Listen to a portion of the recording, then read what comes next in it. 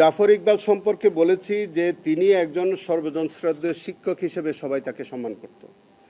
যে ব্যক্তি একটি শেখ হাসিনা বলেছে রাজাকারের নাতিপুতি, এই বলে আমাদের সাধারণ ছাত্রছাত্রীদেরকে রাজাকার হিসেবে ট্যাগ দিয়েছে, সেটার প্রতিবাদ স্বরূপ আমাদের সাধারণ ছাত্রছাত্রীরা বলেছে যে রাজাকার রাজাকার কে বলেছে স্বৈরাচার স্বৈরাচার।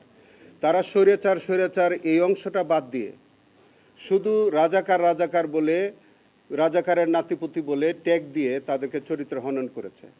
যে সাধারণ ছাত্রছাত্রী যারা একটা ন্যায্য আন্দোলনে ন্যায্য দাবি বাস্তবায়ন করতে গিয়ে তাদেরকে উল্টো একটা মিথ্যা এবং একটা রাজাকারের ট্যাগ দিয়ে তাদেরকে চরিত্র হনন করেছে, সারা দুনিয়াতে তাদেরকে হেয় প্রতিপন্ন করেছে। সেই কারণে এবং জাফর ইকবাল সাহেব তিনি বলছেন যে ঘৃণা বিদ্বেষ করে বলছেন যে আমি আর রাজাকারের বিশ্ববিদ্যালয়ে আর কোনোদিন আমি যাব না। এই যে উনি কথাটা বললেন, এটা উনি তার জ্ঞানপাপী হিসেবে জ্ঞানপাপীর মতো একটা বক্তব্য ছিল। কারণ তিনি বুঝতে পেরেছিলেন যে এখানে কিন্তু তারা রাজাকার এর নাতিপুতি না, তারা ছিল সাধারণ ছাত্রছাত্রী। তারা প্রতিবাদ স্বরূপ এই কথাটা বলেছে যে রাজাকার রাজাকার, কে বলেছে স্বৈরাচার স্বৈরাচার।